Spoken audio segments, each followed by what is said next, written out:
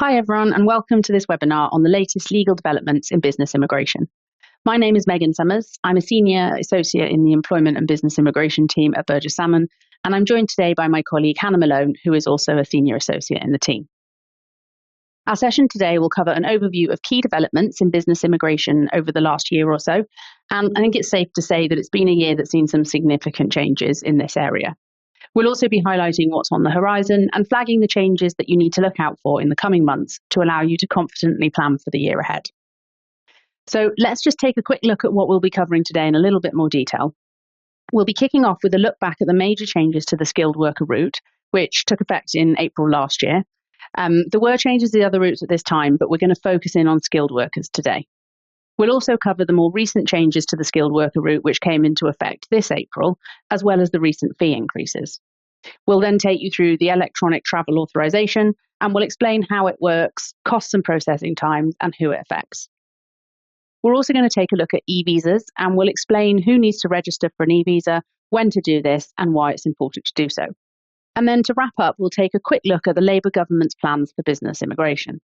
So to get us started, I'm going to hand over to Hannah to give us a reminder of the changes to the skilled worker route, which came in last year.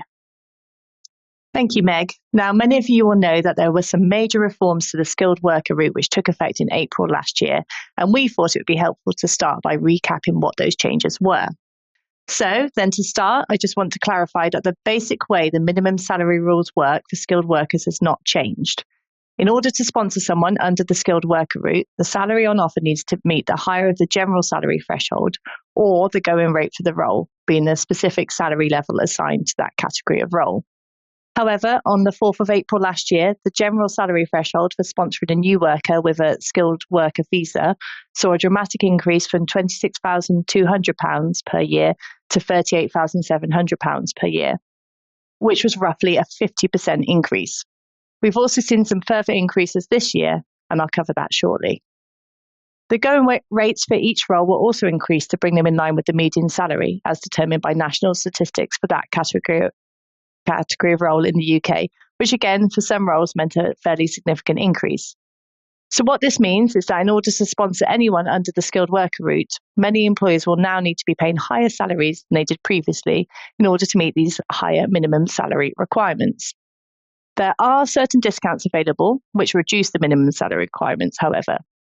These very broadly remain the same as what was in place before April last year and include potential discounted salaries for individuals who are classed as new entrants to their careers or individuals who have a PhD that is relevant to their role.